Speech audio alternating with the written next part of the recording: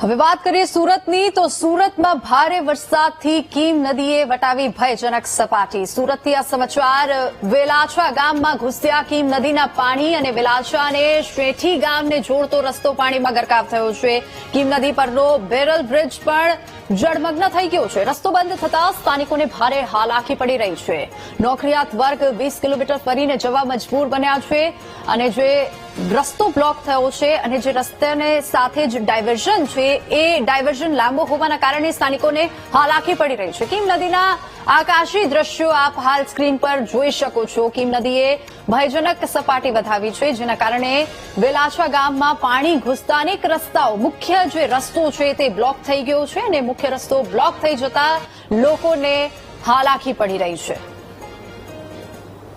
સુરત જિલ્લામાં ગઈકાલે સાંજથી સાર્વત્રિક વરસાદ શરૂ થયો હતો અને ધોધમાર વરસાદ વરસતા જ ઠેર ઠેર પાણી ભરાવાના દ્રશ્યો સર્જાયા હતા। સીધા દ્રશ્યો જોઈ શકો છો। આ દ્રશ્ય છે માંગરોળ તાલુકાના વેલાછા ગામના કે જ્યાં વેલા અને શેઠીના જોડતા માર્ગ પર કીમ નદી આવેલી છે અને કીમ નદીમાં ભારે પાણીની આવક થતા જ આ જે પાણી છે એ પાણી વેલાછા ગામની આજુબાજુ ફરી વળ્યા છે।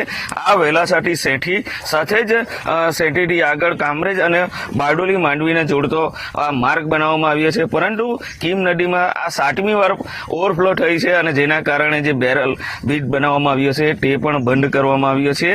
અહીંના જે લોકો હોય છે લોકોને ફરીને આવન જવન કરવું પડતું હોય છે। સીધો 2 કિલોમીટરનો માર્ગ છે, પરંતુ હાલ કીમ નદીમાં ભારે પાણીની આવક થતા તેઓએ ચક્રાઓ લઈને આગળ જવાની પરિસ્થિતિ થઈ છે। ત્યારે આપણી સાથે ગામના એક વડીલ છે તેમની સાથે વાત કરીશું। જી કાકા, આપનું નામ અને શું પરિસ્થિતિ છે હાલ? પરિસ્થિતિ આ પાણીની છે।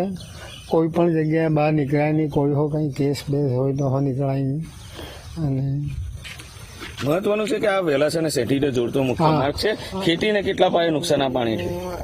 ખાસો જે નવો બ્રિજ બન્યો તેની ઉપર 5 થી 7 ફૂટ હોય પાણી અને અવર જવર બિલકુલ બંધ થઈ ગઈ છે।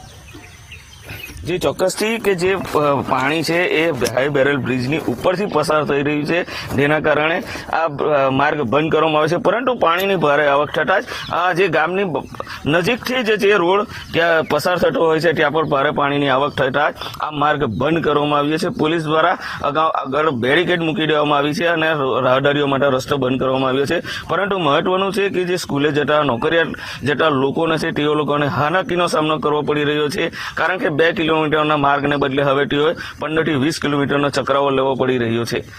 કેમેરામેન નાજીમ સાથે નિર્મલ પટેલ, વીટીવી ન્યૂઝ, સુરત। સુરત જિલ્લામાં ધોધમાર વરસાદને કારણે નદીઓમાં ઘોડાપૂર। સલામતીના ભાગરૂપે સુરત જિલ્લા પોલીસે નાગરિકોને અપીલ કરી છે। ગણેશ વિસર્જન દરમિયાન નદીઓમાં સાવચેતી રાખવા અપીલ કરાઈ છે, તો કોઈ અનિચ્છનીય ઘટના ન બને તે માટે તકેદારી રાખવા નિર્દેશ આપવામાં આવ્યો છે। નદીઓમાં ન ઉતરવા જિલ્લા પોલીસે સૂચના આપી છે।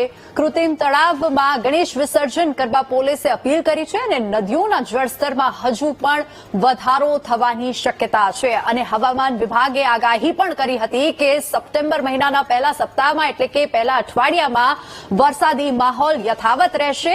પરિસ્થિતિને પહોંચી વળવા જિલ્લા પોલીસ બંદોબસ્તમાં સજ્જ છે। ગણેશ વિસર્જન નજીક હોવાના લીધે પોલીસ પ્રશાસને આ નિર્ણય લીધો છે। ઈદ મિલાદનો તહેવાર છે, આવતીકાલે ગણેશ વિસર્જન છે।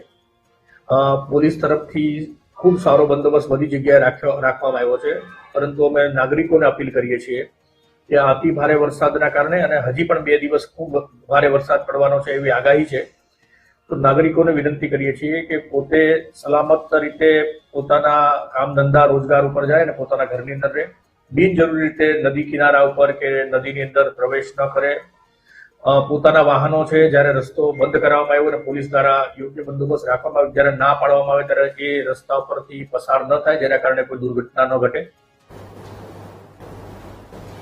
સુરત જિલ્લામાં વરસ્યો અનરાધાર વરસાદ। ઉમરપાડા અને માંગરોળમાં ભારે વરસાદથી જળબંબાકારની સ્થિતિ સર્જાઈ। ધોધમાર વરસાદને લીધે કીમ નદીએ ભયજનક સપાટી વટાવી છે અને કીમ નદીના પાણી માંગરોળના બોરસરા ગામે ફરી વળ્યા છે, તો ખેતરોમાં નદીના પાણી ભરાઈ જતા ખેડૂતોના પાકમાં નુકસાન પણ પહોંચ્યું છે, તો ખેતરો બેટમાં ફેરવાતા ખેડૂતો ચિંતિત બન્યા છે। નદીના પાણી બોરસરા ગામે ફરી વળ્યા છે. ખેતરોમાં પાણી ભરાતા પાકને નુકસાન પહોંચ્યું છે.